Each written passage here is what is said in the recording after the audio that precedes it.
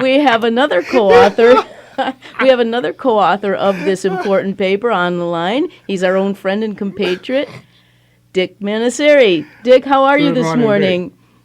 Hi, Janice. We have to work on the electronic fingers there. Don't worry about that. I guess so. Good morning. Good morning, everybody. Good morning, Dick.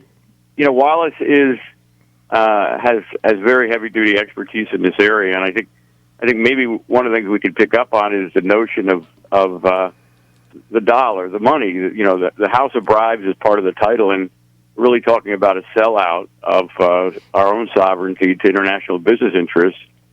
We talked about that before. I think maybe when we talked about the Muslim Brotherhood and their ability to establish infiltration into America and their interactions with Qatar. And basically it has to do with the fact that in the Middle East, Islam is backed up by very, very, very rich people. Mm-hmm. And even though sometimes they come to America, and we think of some of them, frankly, as refugees, typically they laugh at us because they get on welfare in America, even if they bring money with them. So at the high end of that, though, we have the Chamber of Commerce dealing with rich people in the Middle East, and apparently opening up markets, and Chamber of Commerce in Qatar, opening up business opportunities in Iran.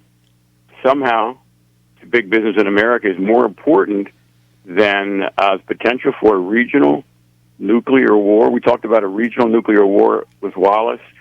I hope you can get him back in, but nuclear regional war, we actually talked about it, and I'm sitting here thinking through what that means to Israel, what it would mean to American forces that are attacked in Saudi Arabia, and I think that's a really important thing for people to pause and think about. What would the reaction back in America be? How would that affect our military? To what degree would the United Nations be brought in? To what degree would that be a weakening of America's status in the world and somehow a capitulation to just taking America down, which I think is behind a lot of what we're talking about?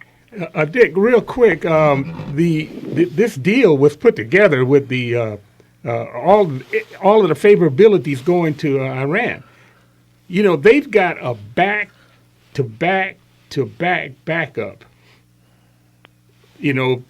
For their position. They've got the largest corporations in America that are going to do business with Iran. It's going to be very hard to stop them from doing business once they get the okay to start. Yeah. Then you've got the Europeans that are willing to and are just chomping at the bit to get in there. And then you got Russia and China all wanting to do business with Iran.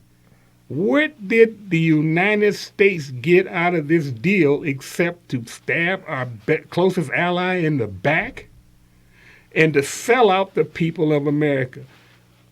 Our Congress should be figuring out a way to file charges of treason against the State Department, and then impeachment proceedings against Obama. Yeah.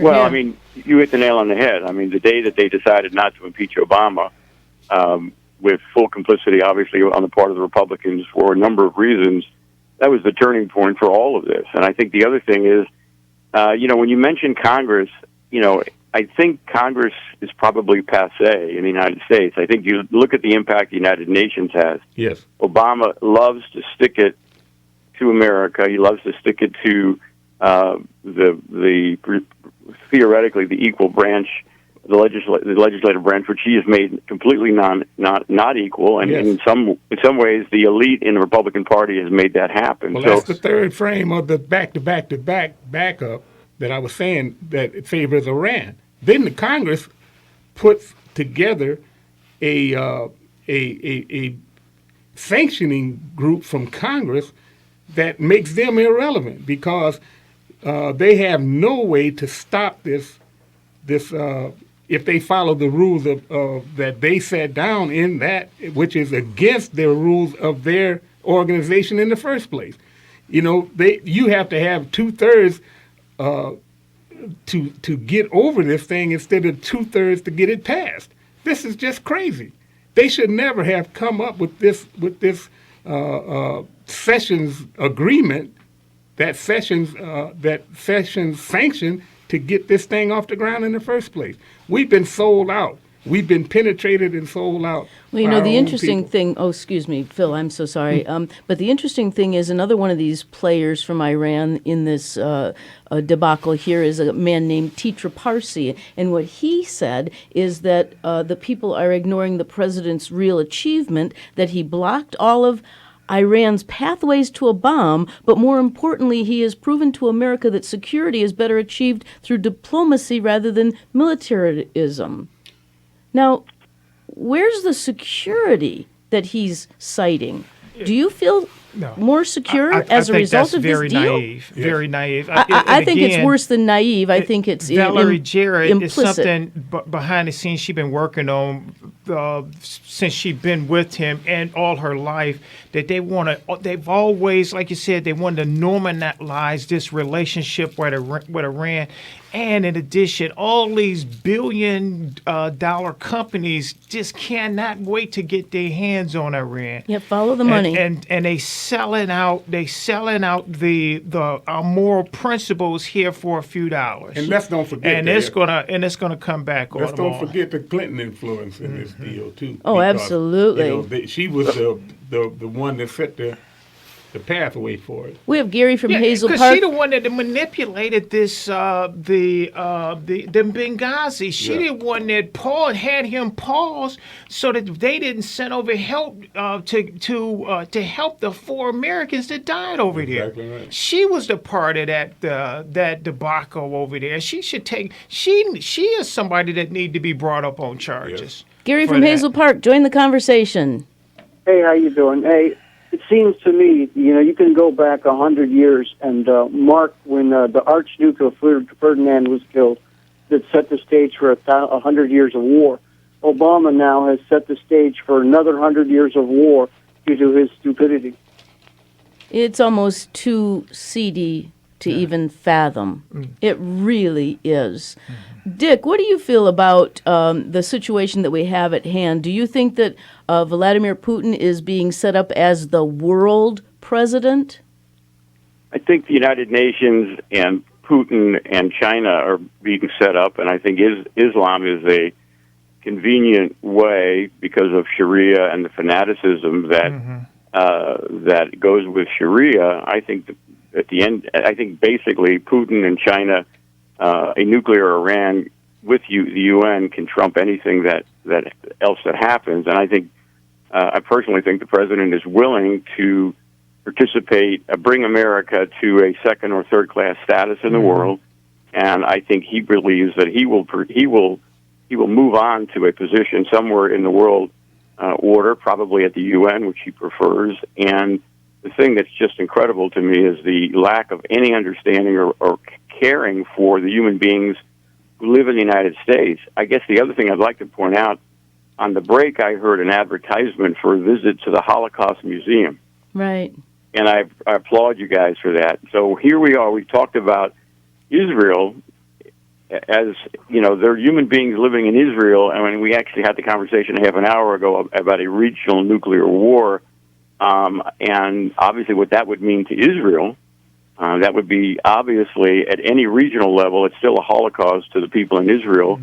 It would be a Holocaust to any American troops that would be attacked in the Middle East. And personally, I don't know. I think I respect Wallace's opinion on everything, but I do think the ability to keep it regional would be a real challenge. If you have imported into America, and we just got word, as you know, Janice and Del and Phil, in Michigan, we're well aware that the gentleman who's the head of Lutheran Services for Refugee Resettlement in Michigan has pretty much let the cat out of the bag that we will likely get 10,000 Syrians in Michigan over the next several years as part of this. So if you're bringing people into America, something like the people we're seeing in Europe, the notion that we could contain some type of a nuclear activity that starts in the Middle East to be regional, I got to believe that there would be pockets in America for whom that would be the red light to begin some type of aggression in America,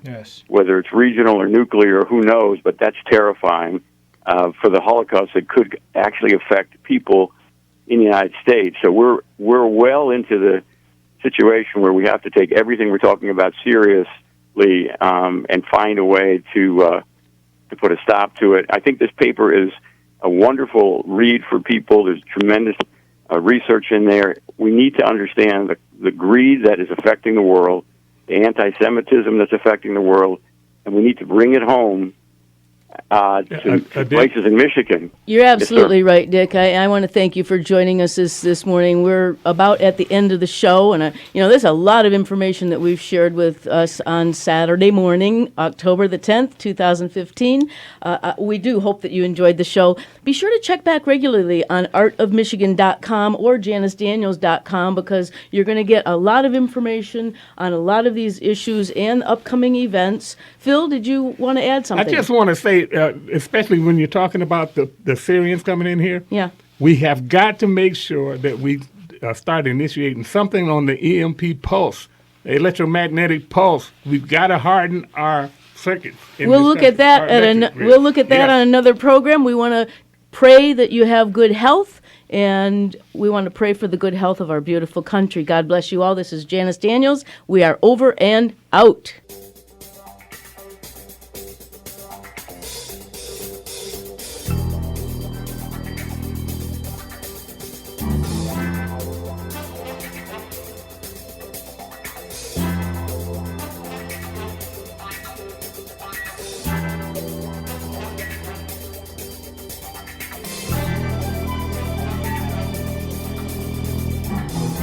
The Abolitionist Round Table invites the Wham! Talk 1600 listeners to continue the roundtable discussions by mailing correspondence to Art of Michigan, Post Office Box 135, Garden City, Michigan, 48135. Or follow Phil and Del at artofmichigan.com. You can also send emails to artofmichigan@hotmail.com. And most of all, continue to listen every Saturday and tell a friend.